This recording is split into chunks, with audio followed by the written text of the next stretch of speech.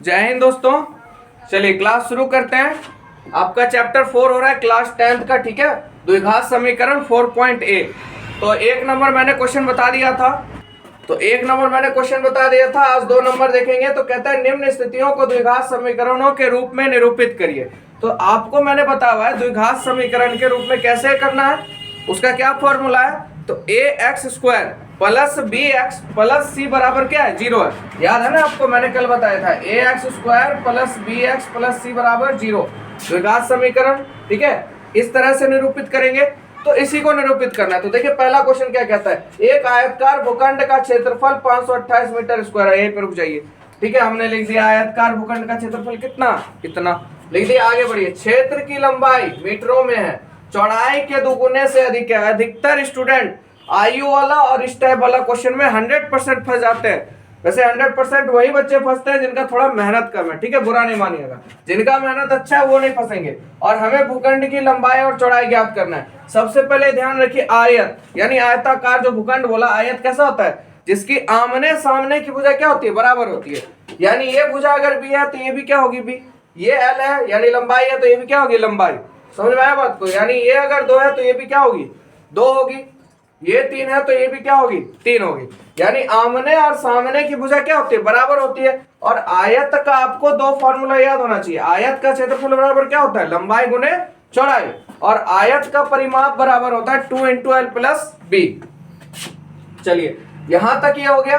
अब चलिए यहां से समझिए, क्षेत्र की लंबाई यानी इस पूरे क्षेत्र की लंबाई चौड़ाई के 2 गुने से अधिक है। अब हमको तो पता ही नहीं है लंबाई क्या है और चौड़ाई क्या है। तो देखिए इस क्वेश्चन में आप हमेशा लास्ट वाले टैग वर्ड को लीजिए, क्षेत्र की लंबाई चौड़ाई के 2 गुने से अधिक है। लास्ट में क्या आ रहा है आपका, चौड़ाई। तो यहाँ पे आप क्या कीजिए, मान लीजिए, ठीक है। हम लोगों ने क्या माना कि चौड़ाई बराबर x। मैंने आपको बोला लास्ट में क्या है, चौड़ाई बराबर क्या मान लिया, x। अब निकालेंगे लंबाई। तो ध्यान से पढ़िएगा, क्षेत्र की लंबाई जो है चौड़ाई के आपका x माना आपने, यहाँ x लिख दीजिए, ठीक है। एकदम आराम से देखिए, समझ में आ जाएगा। चौड़ाई के 2 गुने से, चौड़ाई कितना आपका x है, इसका 2 गुना, 2 से गुना कीजिएगा, से एक अधिक है, एक ज्यादा है, 2x + 1। बात समझ में आया आपको, कोई दिक्कत नहीं। देखिए लंबाई जो है चौड़ाई के 2 गुने, चौड़ाई क्या माना था अपने x, इसका 2 गुना। किसी भी चीज को 2 गुना करोगे, 2 से गुना करोगे, से एक अधिक है, इससे क्या है, इससे एक अधिक है। कोई दिक्कत यहां तक। चलिए अब आपको भूखंड का क्षेत्रफल आपको दिया हुआ, अब इसको निकालते हैं, ठीक है। तो आपको मैंने पहले बता दिया आयत का क्षेत्रफल क्या होता है, लंबाई गुने चौड़ाई। तो आयताकार भूखंड का क्षेत्रफल क्या हो जाएगा, लंबाई गुने चौड़ाई। तो देखिए क्षेत्रफल कितना है बाबू, 528। लंबाई क्या आपकी 2x + 1। कोई दिक्कत। चौड़ाई क्या है आपकी x, तो लिख दें क्योंकि गुना है तो ब्रैकेट मैंने दे दिया। चलिए 528 बराबर 2x को x से गुना कीजिएगा तो बाबू 2x², और x को 1 से गुना कीजिएगा तो क्या हो जाएगा, x से कम x। कोई दिक्कत। कि प्लस में उधर जाएगा तो माइनस में, तो इसलिए 2x² + x - 528 बराबर क्या हो गया, 0 हो जाएगा, ठीक है। बराबर क्या हो जाएगा आपको, 0। बहुत आसान था, कहीं कोई दिक्कत नहीं। चलिए देखते हैं इसका अगला क्वेश्चन। चलिए बाबू क्वेश्चन नंबर 2 देखते हैं। बहुत मजेदार क्वेश्चन है ये। इस टाइप का तो क्वेश्चन आपको एक ना एक देखने के मिल जाएगा एग्जाम में। देखिए 2 क्रमागत धनात्मक पूर्णांकों का गुणनफल। कभी भी एग्जाम में क्रमागत और लगातार संख्या आ जाए और धनात्मक होता, आप एक बात बताइए, धनात्मक क्या होगा, 1 होगा, 2 होगा, लगातार संख्या यही होगी, 1 2 3। अब आपको यहाँ संख्या पता नहीं क्योंकि यहाँ संख्या बोला नहीं बोला, उसने बोला 2 क्रमागत संख्या है। यानी मान लेते हैं 1 और 2 क्रमागत संख्या, 1 के बाद 2 क्रम से चल रहा है, और इस दोनों का गुणनफल कितना है बाबू, 306।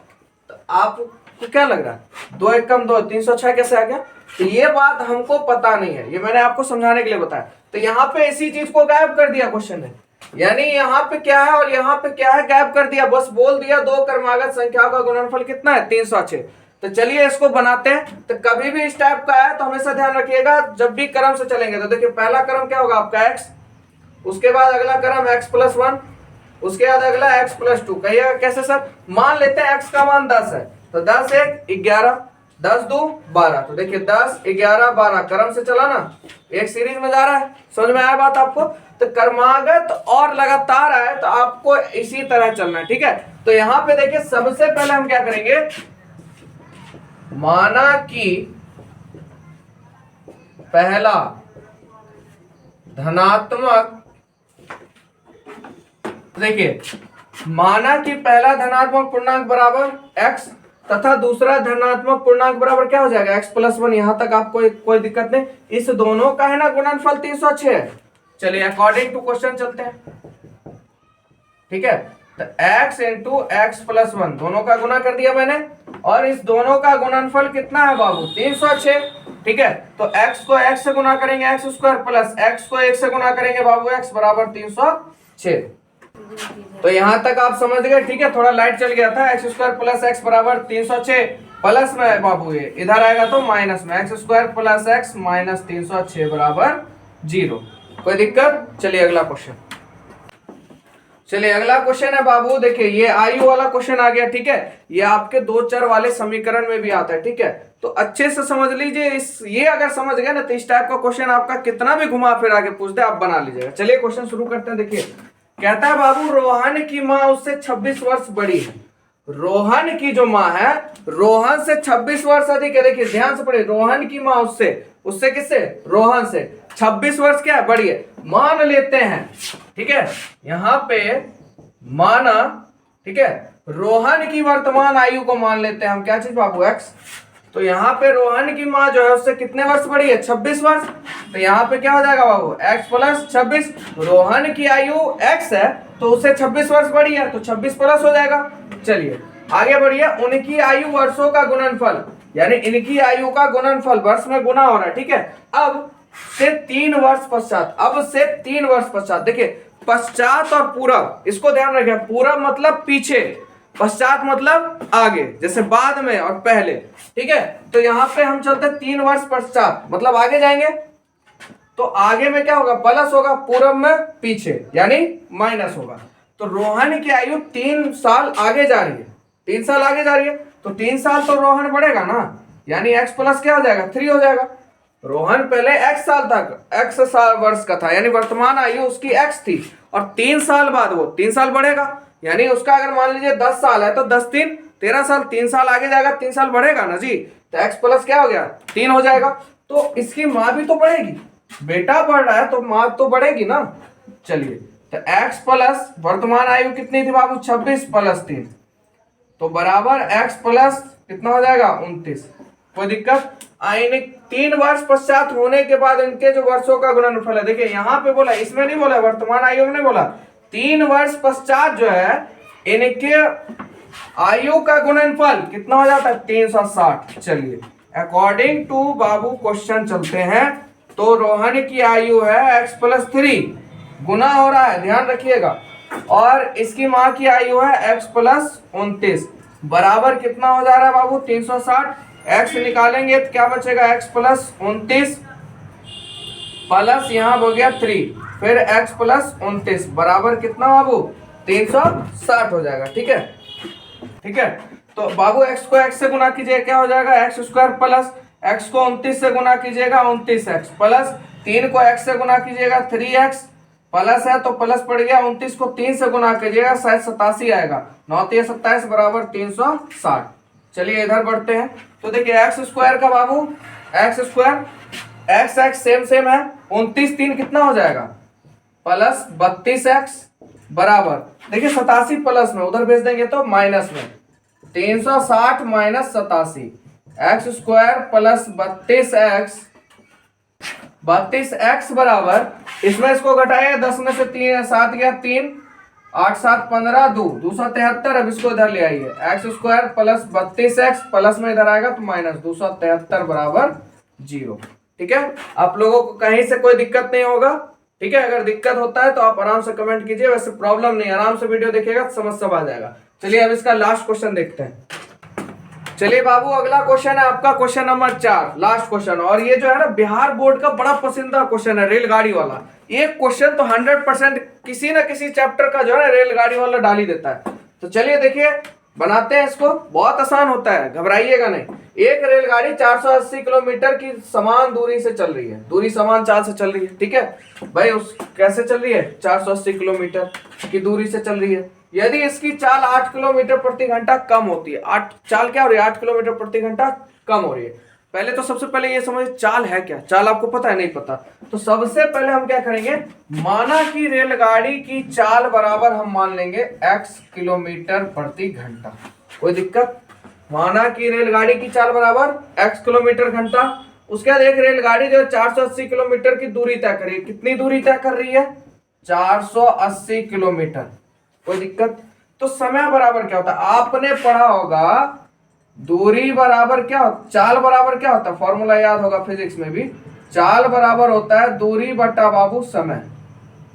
कोई दिक्कत, अगर आपको समय निकालना है तो आप क्या कीजिए, समय को इधर लाएगा, चाल कहां चल जाएगा उधर, दूरी कहां चल जाएगा नीचे। तो देखिए, तो समय बराबर फॉर्मूला मैं लिख देता हूं, क्या होता है, दूरी बटा आपका क्या हो जाएगा, चाल। समय बराबर क्या फॉर्मूला हो जाएगा आप लोग का, दूरी बटा चाल, याद रखिएगा, ठीक है। तो दूरी कितनी है बाबू, 480। चलिए, और चाल क्या है आपकी, x। यहां तक कोई दिक्कत, चलिए अब पुनः आगे बढ़ते हैं। अब जो रेलगाड़ी की चाल है बाबू, वो बढ़ रही है, घट रही है, कितना, 8 किलोमीटर प्रति घंटा क्या हो रही है, कम हो जा रही है। तो पुनः यदि रेलगाड़ी की चाल 8 किलोमीटर प्रति घंटा कम होती है, तब रेलगाड़ी की चाल क्या हो जाएगी, कम हो रही है, तो क्या हो जाएगा, x माइनस 8 किलोमीटर प्रति घंटा। क्योंकि पहले रेलगाड़ी की चाल क्या थी, x थी। तो यहाँ पे क्वेश्चन नहीं बोला 8 किलोमीटर प्रति घंटा क्या हो रही है, कम हो रही है, कम रही है तो क्या पीछे जा रही है ना, माइनस में हो जाएगा। तो दूरी आपकी कितनी है, 480, ठीक है। तो दूरी आपकी कितनी है, दूरी सेम है, तो वह उसी दूरी को तय करने में, उसी दूरी को तय कर रहा है, ठीक है। यहाँ पे क्वेश्चन ने कह दिया उसी दूरी को तय कर रहा है, जो दूरी थी 480। तो सबसे पहले समय बराबर क्या फॉर्मूला होता है, दूरी बटा चाल। तो दूरी कितनी है आपकी, 480, और चाल क्या है आपकी, x माइनस 8। यहां तक कोई दिक्कत, चलिए अब चलते हैं अकॉर्डिंग टू क्वेश्चन। यानी क्वेश्चन क्या कहता है, ठीक है, तो कहता है करने में 3 घंटे अधिक समय लेती है, यानी ये इसके साथ करने में कितना समय ले रही है, 3 घंटा। तो चलिए अकॉर्डिंग टू क्वेश्चन की बात थी, यानी ये इस दूरी को तय करने में 3 घंटा क्या लेता है, अधिक लेता है। यानी कहने का मतलब बाबू 480 बटा x माइनस 8 बराबर 400 माइनस होगा ना, अधिक लेता है, 3 घंटा ज्यादा ले रहा है इस दोनों के बीच में, ठीक है। तो माइनस हो जाएगा, बटा x बराबर क्या हो जाएगा, 3। अब आपको आता है बेन का जोड़, तो क्या कीजिए, x माइनस 8 को x से गुना कर दीजिए, तो x माइनस 8 को x से गुना कर दीजिए, 480 को x से गुना कीजिएगा, क्या हो जाएगा, 480x माइनस 480 को x माइनस 8 से गुना कीजिएगा, तो 480x माइनस 8। कोई दिक्कत यहां तक, बराबर 3। चलिए, तो यहां पे हम आगे बढ़ते हैं, 480x माइनस 480 को x से गुना करेंगे, 480x, ठीक है, माइनस माइनस क्या हो जाएगा बाबू, प्लस। अब 480 को 8 से गुना करेंगे तो 8 64 3840 हो जाएगा, ठीक है, 3840 बटा। अब देखिए x को x से गुना कीजिएगा बाबू, x स्क्वायर माइनस माइनस है तो माइनस, 8 को x से गुना कीजिएगा, क्या हो जाएगा, 8x बराबर कौन सी 3। अब देखिए यहाँ पर एक लटका दीजिए, इसको इससे गुना कर दीजिए, इसको इससे गुना कर दीजिए। तो देखिए सबसे पहले 480 प्लस में और माइनस में, ये क्या हो गया आपका खत्म, ऊपर क्या बचा 3840, क्योंकि इसको 1 से गुना कीजिएगा कोई फर्क पड़ने वाला नहीं है। चलिए 3 से इस पूरे में गुना कीजिएगा, तो 3 लीजिए x स्क्वायर माइनस 8x, एकदम इजी वे में जा रहा है, ठीक है। 3840 बराबर 3 को x स्क्वायर से गुना करेंगे बाबू, 3x स्क्वायर माइनस 8 दिया 24x, कोई दिक्कत, प्लस में उधर जाएगा तो माइनस में, 3x square minus 24x minus 3840 बराबर 0। अब इस पूरे में क्या ले सकते, 3 कॉमन ले सकते, 3 से ये भी कट जाएगा, ये भी, देखिए 8 4 12 3 15, 3 से पूरा खत्म हो जाएगा, तो 3 हम कॉमन ले लेते हैं x स्क्वायर। वैसे आपका आंसर यहाँ पे भी ठीक है, पर अगर आप आंसर देखिएगा तो अभी जो मैं निकाल रहा हूं उस तरह से, ठीक है। और 8 तिया 24 8x माइनस, अब इसको दीजिएगा 3 एक कम 3 3 दूनी 6 8 तिया 24 1280 बराबर 0। ये देखिए गुना में उधर जाएगा भाग में, तो 0 के साथ भाग होगा तो क्या हो जाएगा 0। तो आपका आंसर निकलता है x square minus 8x minus 1280 बराबर 0। तो ये था ट्रेन वाला क्वेश्चन, जो कि बोर्ड वालों को बहुत पसंदीदा क्वेश्चन है। तो मुझे आई होप आप लोग को समझ में आ गया होगा। ठीक है, तो मिलेंगे आपसे नेक्स्ट वीडियो में। अगर आपको वीडियो अच्छा लग रहा है, जो भी आपके सहपाठी हैं या यार दोस्त हैं जो पढ़ना चाहते हैं अच्छी तरह से, उनको सपोर्ट करवाइए और चैनल को ज्यादा से ज्यादा सब्सक्राइब कराइए। अगर आपको अच्छा लगता है तो, अगर नहीं लगता है तो फिर कोई दिक्कत नहीं है। अगर आपको लग रहा है नहीं पढ़ाई सही हो रहा है तो आप भी मुझे आगे बढ़ाइए, मैं भी आपको आगे बढ़ाऊंगा। ठीक है, आज के लिए इतना।